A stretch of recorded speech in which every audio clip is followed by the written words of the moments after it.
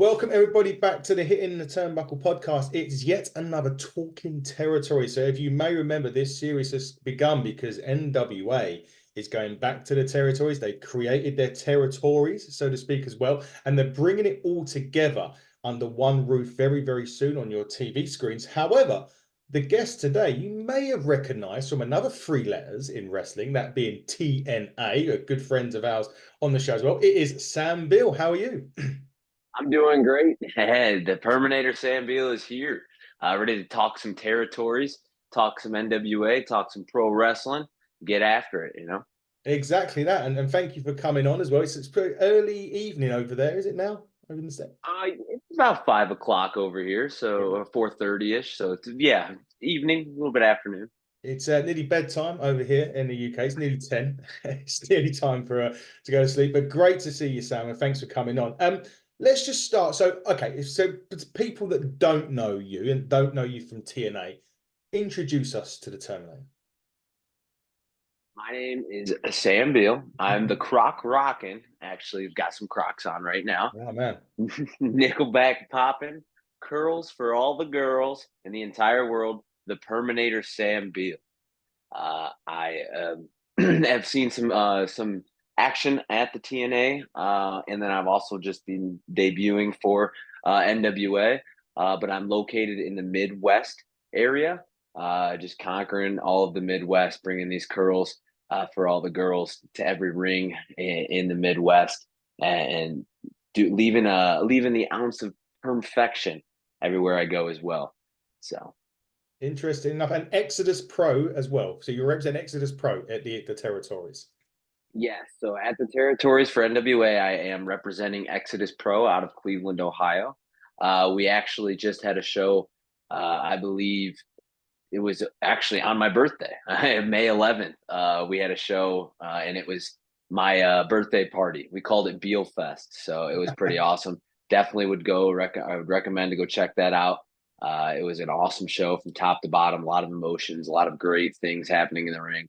And I believe, Exodus is the top territory of the NWA. So I'll die on that hill for sure. Certainly got the NWA champion with regard to Exodus Pro there, Mister. Got the world's champion representing Exodus too. And we got Pretty Boy Smooth. He is our Exodus Midwest heavyweight champion. And he's a tall Goliath of a man. Actually, I've faced him twice in the ring. We are 1-1 against each other. So I think a rubber match has to happen here soon, and maybe for the Exodus championship. You never know. Why not? Why not? Speaking of birthdays, when this goes out next week, it'll be on my birthday. So there we go. So my birthday present is Happy birthday to you, huh? thank you. Big four. Is it life begins at 40? Did they say that's the I don't know if that's the true line, but we'll see. When you get there, you'll find out, I suppose, for sure. Talking about obviously the NWA now, and there is a big lineage with the NWA. It goes way back. I mean, it's obviously going to be NWA 76 very soon. When you're working under a territory like Exodus Pro and you can feed into that NWA, is it important that you tap into the experience that's there to help you? Although you've been to TNA and you've done some bits there, but the experience at TNA with the amount of sort of legends that they've got there to really home in on your skills and to get them to watch your matches and to give you some feedback, both positive and negative. Yeah, absolutely. And I think that goes with anywhere that I go. Mm. I'm a huge person that believes that you can always be better, right? Yeah. So I don't, it doesn't matter if I'm at NWA, TNA, or any indie that I wrestle at. I always ask for some sort of feedback. And I ask for it from veterans, the people who have seen way more success than I have, but also I ask people who are greener than I have been to watch my matches and give me some critiques. Because truthfully, we wrestling is all an art form, Mm. and getting a little bit of advice from any realm or any aspect of wrestling is always great. I believe it'll only improve my skills in the ring. So I definitely always look for some sort of guidance, in any match that I have. Yeah, definitely. It's definitely the best way of doing it. We're just going to touch on TNA briefly, or Impact when you was there at the time. Obviously, you took on some Sammy Callahan's, and now Big Bill in AEW. I think now we're going, and amongst other people there. What do you make of TNA now? Because obviously at that point they were just starting to sort of when you were there, they were just starting to this reclimb or the ascension. They'd been in the doldrums for a bit, then they started coming out, and you played like a prevalent role in that a couple of years ago to go forward. Now, what do you make of their success now going into 2024? Absolutely. I mean, the sky is the limit for TNA. I think honestly, looking at that roster, every single person could be considered a world champion. I think everybody there is so talented, in the ring, on the mic, with their characters.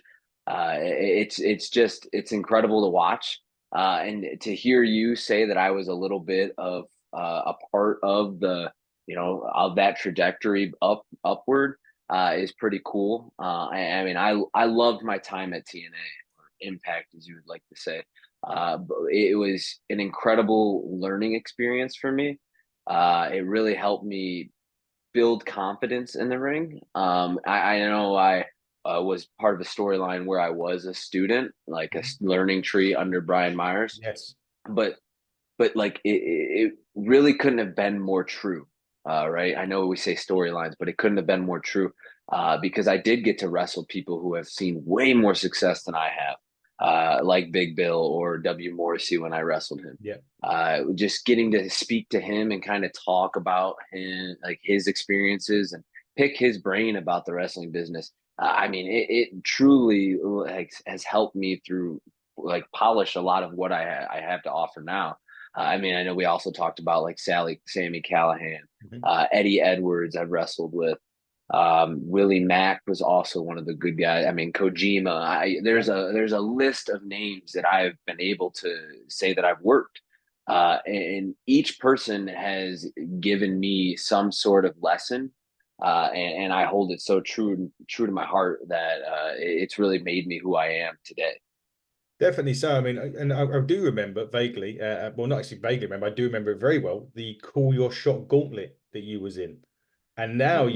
you talking about the guys that you're in there with, you also got to add Matt Cardona to that list, Chris Sabin, and obviously the current TNA heavyweight champion, albeit potentially until this coming week, Moose.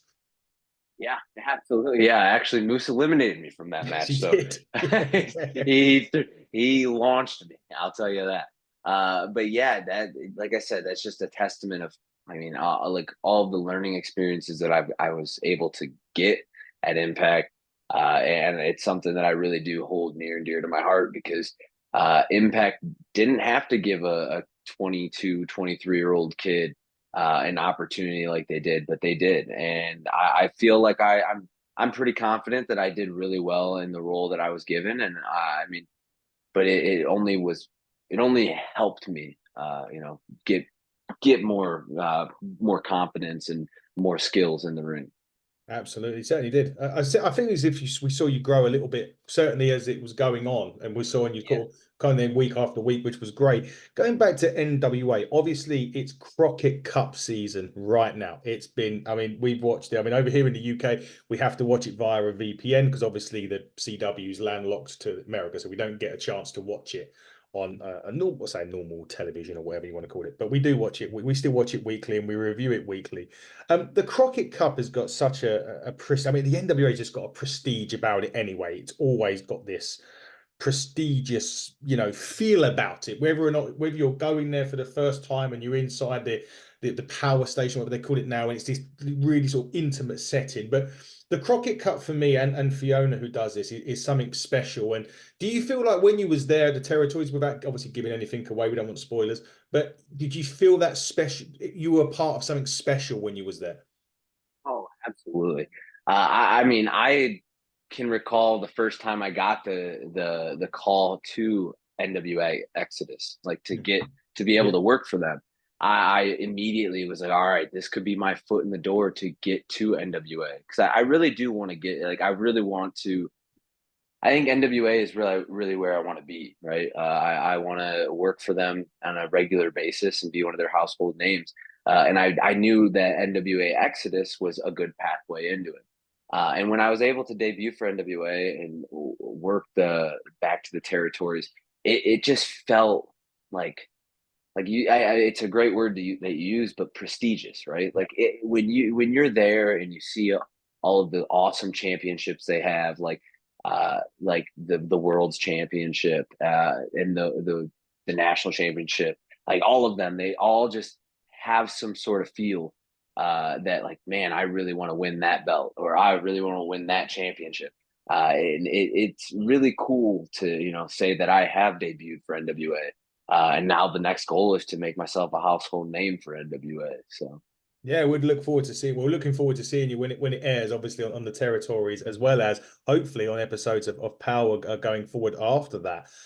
When it comes to that, I mean, Exodus Pro, we've mentioned EC3, and you're talking about right there a wrestling mind like no. We had him on here on the show last year, and we kind of spent the whole time just literally listening and to what he said. He's got such a fountain of knowledge, and he's so experienced. Do you sometimes, when you get a chance to speak to him, do you sometimes feel like us, just sit there and like being like a sponge?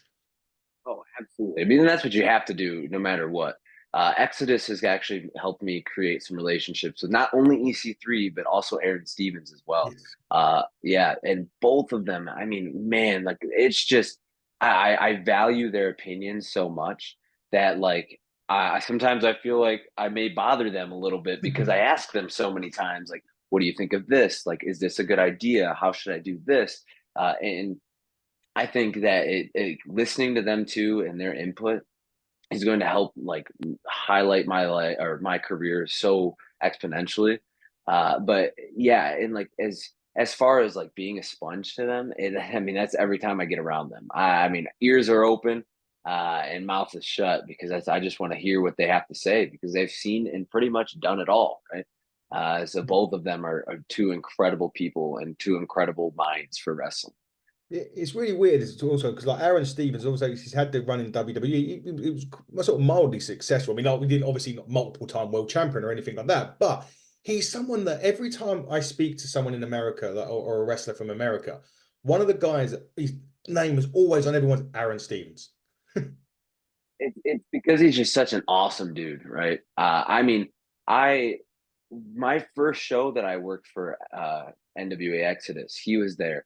And I made my entrance, and I guess some people in the back kind of like overheard Aaron watching the entrance, and they were like, "Who is?" He was like, "Who is that guy? He's got something." So to have someone like of Aaron Stevens' caliber kind of take notice to what I've been doing, and like I didn't really even ask him to watch the match or anything, but he kind of noticed. It's so cool. And like I remember back in the day, like when he was Damian Sandow, or most know him.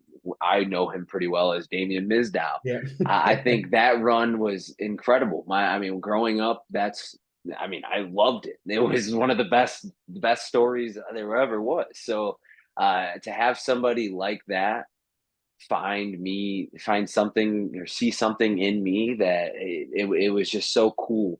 I remember the experience. He came up to me and he was just like, he was like, "Hey, can I help you?" And I was like, "Absolutely. I'll take any knowledge or any help I can get from anybody, but especially from you." He's really just a great guy, and he's really a good mentor. I'm very lucky and thankful to have him as one. Yeah, definitely so.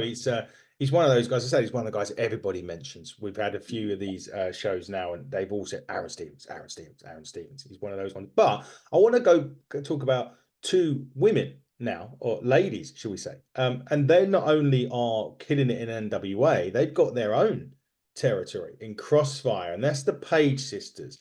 And it's quite amazing because we've been watching Power myself for about a year or 2 years, maybe, and Fiona a bit longer than that. And I can't believe these two girls are like 20, early 20s, and they are literally ring generals in what they do. They are so good at going around the ring. They're so good with their characters. When you were there and stuff like, did you sit there and go, how is it even possible that these two girls are just that good at not only wrestling but the promotion side of things as well? Yeah, I'm not too familiar with Crossfire, but I will say it is very inspiring to see two young women show up and show out every single time they get a chance. And with Crossfire being an NWA territory, it's got to talk. It speaks volumes, right? And to have them at the helm of it, I mean, they have a lot of success in the ring, but also with promoting as well. I would love to work for Crossfire. You know, maybe do a little Exodus Crossfire altercation, or you never know. But yeah, and to watch them in the ring, they're very smooth, like you said, like they're ring generals. They come off of it as if they've been wrestling for 20 plus years. So to see that in the ring firsthand, it is very inspiring because I would say that I'm fairly young. I'm 26 years old. Yep. So yeah, to see somebody even younger than me have a lot of success like that, both promoting and in the ring, it's inspiring. It only motivates me to grind harder so I can be on that level as well. Yeah, I mean it's just incredible how they've taken it to it. Like I said, well, I've seen it, and Kenzie obviously beat Camille. Was the longest reigning, obviously, NWA Women's Champion. She had the Roman Reigns run before Roman Reigns, right? And yeah, but just going back to yourself, Sam, and obviously you mentioned how young you was when you were growing up watching wrestling. Who was the people that you were looking up to, or you were like fascinated by on TV? So, personally, my all-time favorite wrestler. I know a lot of people are like, "Oh, my all-time favorite's Shawn Michaels," or "My all-time favorite's The Rock," or Stone Cold, or things like that. Me being 26, I absolutely watched it when I was younger, but I really never gravitated towards like my favorite wrestler. I love John Cena. He's definitely the GOAT in my mind. But like my all-time favorite wrestler ever is Dolph Ziggler or Nick Nemeth. Wow. Yeah. So yeah, he when growing up, I was like probably junior high through high school. I just loved him. You know, he's to me, he's just the best in the ring, on the mic, his persona, everything about it is just incredible. And I always just really loved it. I was attached to it. So Yeah, yeah. he has got that. He's kind of got everything, isn't he? I think that's the thing. Yeah. And who knows? He's with TNA. He could show up at NWA at any You, point. you never know. I will say the one thing that was really, really cool was I was able to actually in at Insane Wrestling Revolution in Monroe. It's Rhino's promotion in Yep. Monroe, Michigan. He was there, and I actually got to make the save for him. Oh, So brilliant. that was a pretty cool moment for me, at least. Being my all-time favorite wrestler, I was in the same ring with him, doing the same thing. It was pretty incredible. Because with Dolph or Nick, or whatever you want to call him, but just by the way, my co-host Fiona will be joining very shortly. She has just got in, so she's just getting, so you'll be seeing Fiona very, very briefly for sure. She's just getting set up. But with Nick or Dolph, again, he's somebody else that like he's had the sort of he was world champion twice, I think, in WWE very briefly on both occasions. I think one was due to concussion, the other one was just storyline. But he is just someone that's got should have this he may or may not agree here, but perhaps should have had a better career than what he did have, and perhaps if other promotions had been around at the time when TNA Impact was sort of dropping a bit, there was nothing really there. Perhaps he may have done somewhere else. I mean, you could definitely have said it that way, but I mean, I truly think one of his best runs was when they like it was a couple years ago in WWE when they did the brand split and they did Yeah, the draft. Like his run when he was the first WWE challenger, with him and Dean Ambrose or yeah, John Moxley. That run was incredible, and then him and The Miz, they had some awesome bouts for the Intercontinental Championship. So yeah, I mean, I do think that like maybe he might have went somewhere else, but I mean, he definitely has had a phenomenal career with the WWE, and it's great to see him going out and betting on himself and trying to see what's out there. yeah, definitely so. And as you can probably see below us, my co-host, who we can't hear at the moment, she's connected via camera, but she's not on audio yet. We can't hear you yet, Fee. Try again. Sam had the same problem. But anyway, let's continue talking, Sam, while we wait. We're going back, obviously. So you had your, hey, Fee, you're here. Hello. There she is. I'm so sorry I'm late, guys. I'm literally just in from a show. It's okay. No. That's okay. Well, Fee, listen, I've had a brief minute with Sam talking some NWA. Why don't you have a go now and ask some questions for Sam yourself? You've literally just caught me so off guard. Like I am literally, I've just taken my jacket off. Let me see. Hold on, where are you, Sam? There you are. Hi, how are you? I don't even know what Adam's spoken to you about. We've I'm so we've done a disorganized bit right of now. I can TNA, only Fee. apologize. We've done a bit of TNA, we've done a bit of Exodus Pro, we've done a bit of Mhm. Crockett Cup. Okay, so Crockett Cup. So NWA, obviously, now that you've kind of in the territories and affiliated with NWA, what would be your kind of you do a bit of singles and a bit of tag action as well? I do typically. I'm typically a singles competitor, Okay. but I have dabbled in some tag team. Okay. We've seen some success there as well. Okay, so on the roster, the current kind of main NWA roster, what guys in particular would you really like to face off against in the ring? First one that comes to mind is all three of the men from Southern Six. Mm-hmm. Um, all three of them are really good. Carrie, and then Silas, and then Alexander. They're all pretty awesome. And I think Silas and I look a little similar. So he may be a little bit taller, but I think I got a little bit more curls on him. You know what I mean? Just a little But bit. yeah, but yeah, I think all three of those guys. And then I know we dabbled a little bit. We were just talking about Insane Wrestling Revolution. Actually, I have a show coming up, I think next Thursday, June 20th, where I'm tag teaming with Tom Latimer up Oh, there in Monroe, nice. Michigan. So yeah, I would love to go one on one with Tom. I think Tom is an incredible competitor. Yeah. He really brings out the best of no matter who he's wrestling with. So like it's going to be great to team with him, but I'd also love to have a singles bout with him as well.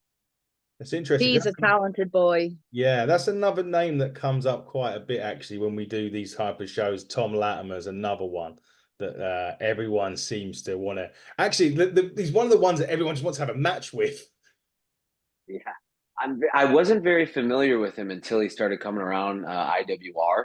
It Mhm. was probably late last year or a little bit or early last year. I'm sorry.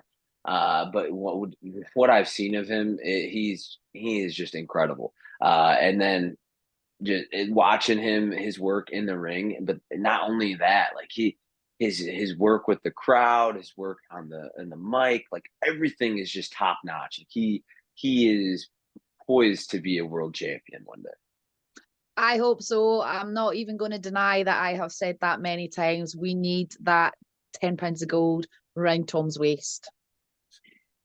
Not Definitely not the that I dislike EC3 as the champ. Obviously, I think he's fabulous, but Tom totally deserves a shot at that belt. Good thing we haven't got EC3 on here when you were saying that. To be quite honest with you, it would be tough. But Sam, as we're going to start moving towards, we've mentioned briefly NWA 76 and the whole place where that's going to be, the 2300 arena in Philly, ECW country for sure. We've said about the prestige about NWA. How much do you want to be a part of 76, given the fact not only would it be NWA 76, but where it's going to be? Yeah, absolutely. So, I mean, obviously, we've talked about it already with NWA having this sort of aura of prestigiousness behind it. Being a part of the 76 would just blow my mind. You know, it would be really cool to be a part of it. It's something that I'd hold very near and dear to my heart and my career. I would boast about that till ends meet. But with it being in the 2300 arena as well, like I would have to take a minute and take it all in because that's just special, especially with all of the history in that building. I actually every year when January 1st rolls around, I always write down 6 or 7 obtainable goals that Mhm. I think I can make happen for my wrestling career. And that has been one every single year I have not reached yet, is wrestling inside the 2300 arena. So it is definitely a goal of mine. It's something that I really, really hope happens one day. And who knows? Maybe it is this year. But it's going to be on my goals for the rest of my career until it happens, right? Just because of like I said, the history in that building, it's just something special. Yeah. And get your photo in front of that painted wall as well. Yes, absolutely. That would definitely be something that happens. And then going along a bit later down the line, because NWA have announced a few events, and I know it's an event fee that, well, let's just say caused a bit of a stir last year. And I know it's an event that you may be going to this year if you can get a flight out of Scotland to back to Robarts for Samhain. I'll get that name right. Obviously, last year that it was a very interesting event, shall we say? Nonetheless, I don't know if you saw it, but again, being a part of even something like that, I mean, what was it, a theatre or something fee they were in last year? Or I think so. Robarts, yeah, it's a kind of amphitheater, because the way the setting is, it's an amphitheater setting. So that's a pretty cool venue. That would be one I would like to see as a fan. Yeah, that'd be one that you'd like to be as well, Sam, Robarts, because again, that goes back 30 years with NWA. Oh yeah, 100%. And we keep touching on this, but like just everything about the National Wrestling Alliance is just prestigiousness. It's nostalgic. It really just feels like you're part of history every single time they put on a show. Like even with this Back to the Territories stuff, I always, like when I'm explaining it to somebody who's a casual fan of wrestling, like I always use the term like the territories was everything back in the day. You had the territories in Missouri or New York or Memphis or places like that, and like they that was wrestling. So it's just a constant nostalgic feel when you're a part of the NWA. It's something special. Certainly. You're right. There's just so much history, and the lineage of all the championship belts as well is something unlike you'll get anywhere else. Yeah, absolutely. I tell you one name that you haven't mentioned that you wanted to go against, Max the Impaler. I have actually wrestled Max. Wow, how did that go? It was a tag team match. We did not win. Max definitely beat us. It was in Kansas City for a company that no longer exists, Journey Pro Wrestling. It was a very solid match. I think it was my partner's fault we lost, but obviously, yeah, it wasn't my fault. I don't lose. All I do is eat dubs. But yeah, it was a really great match, and Max is also Max is a ferocious opponent. So somebody I would love to lock horns with again, and maybe for a television championship. We were actually talking about Max the other day, because Max and Jedias had their first round match at the Crockett Cup on TV, and it just aired yesterday on the CW. And as a tag team, Max and Jedias are quite a formidable, scary looking pair, and I don't think I would fancy being in the ring against either of them, to be honest with you. That's fair. Yeah, I like I said, being in the ring against Max, it was definitely something like, oh, take a step back. Okay, we got this. Just gotta yeah, Max is incredible. Coming up very soon on Exodus Pro, in fact, next weekend, 22nd, I believe, there is a show, Almost Paradise. I have to touch on this because this does have NWA implications. The main event is set. It is EC3 defending against Carson Drake, the chef of NWA. And obviously Richard Holliday's been getting involved in that as well. How would sort of does it having EC, and we've spoke EC3 about a lot, I know that obviously, but Exodus Pro is kind of his baby. With him being there, does it up the ante for everybody else to put on? Not saying you don't go half-assed when he's not there, but when he is there and he's bringing the NWA guys with him, how much more amped does it make you guys that are on the show? Oh, absolutely, amps us all the way up, because like Carson has his opportunity at the 10 pounds of gold. What happens when I have a match and I impress everybody, and then I start getting on a little bit of a win streak, and I get that opportunity to win the 10 pounds of gold at Exodus Pro. Your opportunity can come at any time. So you're always up to 10, maybe even up to 11. You know, you're turning it all the way up no matter what, because he's going to see it, even if he's there or if he's not there. He's going to watch it. And if he thinks you're worthy of a championship match, then, you know, and then the opportunity comes and you can take it. Interesting enough, a couple of our friends have had matches with EC3 fairly recently. Over in the UK, yeah. One of my Yeah. friends, Drew, had a match with him at WAW down in Norwich in England. Yeah, and He won the belt for maybe about 30 seconds until the ref realised there was some shenanigans going on and the match got restarted. So, but at least he said he can have that, but he had that belt for just a nanosecond or two. Wow. You can, absolutely. What's that? What you saying? Oh, okay. Oh, nothing. On top of just touching on the UK, and obviously I know you've been at Impact Wrestling, but what would it be like to come over here and do some tours over here? I know there's a couple of wrestlers that I've been speaking to recently that are coming over from the States. Would that be something that would be on your radar to do? Oh, it's something in my near radar.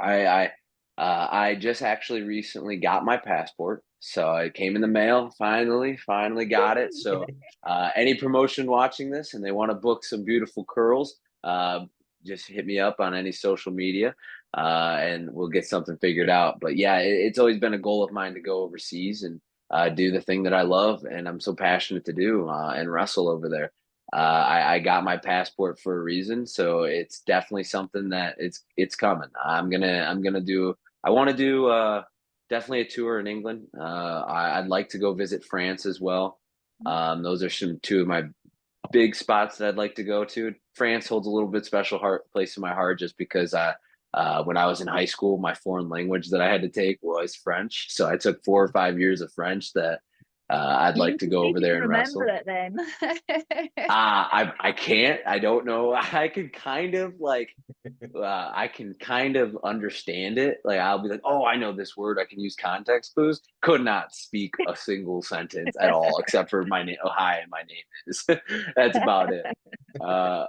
But yeah, definitely those two, and then also Japan. I think Japan would be an awesome place to wrestle as well. And I have no doubt that it's going to happen eventually. It's just a matter of time and who gives me the chance first. Yeah, indeed. And obviously NWA have taken the team to Puerto Rico. They've taken them all over the States. They took them to Australia last year. So obviously with the NWA, there's potentially a whole host of opportunities. Billy's actually playing in my home city tonight. He's in Glasgow this evening. And I was on to Joe and everybody at the time when I knew they were coming to Europe saying, bring the NWA, but it didn't work out. So maybe next tour. Yeah.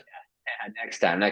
Maybe next time. But Fee, as we start to wrap up, and before we give Sam a chance to plug all of his socials and his calendar that he's got coming up, Fee, always, because NWA is your baby, you go with the last question. No pressure, but fire away. No pressure at all. You've told, like, honestly, like I'm not even going to tell you what I was going to say there. I'm just going to stop now. Do you know what? I'm going to ask you a non-wrestling related question. Ooh. And this is a controversial one. Pineapple on pizza, yes or no? Personally, so I'm going to say whatever floats your boat, right? I think anything can go on a pizza. I've seen it all too. I actually worked at a pizza joint when I was in college for 5+ years. So I've tried it all. I've seen it all. Anything and everything that you can think of getting put on a pizza, I've done it, and I've had to make it. So it's definitely kind of whatever you'd like, right? I mean, I'm not a pineapple guy, but my favorite pizza from that restaurant is called a Sweet Fire, and it's got barbecue, chicken, bacon, and pineapples. So and jalapenos, But yeah, it's phenomenal. It's it's the best pizza by far. So definitely, if whatever floats your boat. Yeah, see, now over here in Domino's, they do lasagna pizza. They do? Yeah. I haven't had it. I'm just... I haven't had dinner yet. Yeah, Yeah, get yourself a pizza. But Sam, as we wrap up now, tell everybody where can they get you on socials? What is your event calendar coming up? And if you've got a place where you can buy your merch, where can they get it? Yeah, so buying my merch, it's typically I all of my good cool merch is usually with me, so you have to see me at a store or at a show. I definitely would ship it, so if you'd like to, just reach out to me. I can see what we can do about getting my shirts, and I actually got these nice cool snapback hats recently. Nice. Yeah, they're for sale as well. But my online website is Pro Wrestling Tees / Sam Beale. You can find it on there. And then my socials, it's pretty simple. It's just Sam Beale 23 for Instagram, Twitter, Facebook. I think it's 73 for TikTok. 23 was taken, so it's 73 for that. But yeah, my event calendar is filling up pretty well.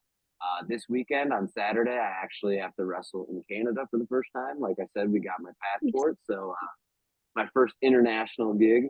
And then also I'm wrestling in Columbus for Unsanctioned Pro on Saturday as well. Got a double dip and doing a double dip. And then IWR in Monroe, Michigan next Thursday. And then NWA Exodus Pro June 22nd. And those are just the recent fill out the rest of the month of June. But yeah, availability is open.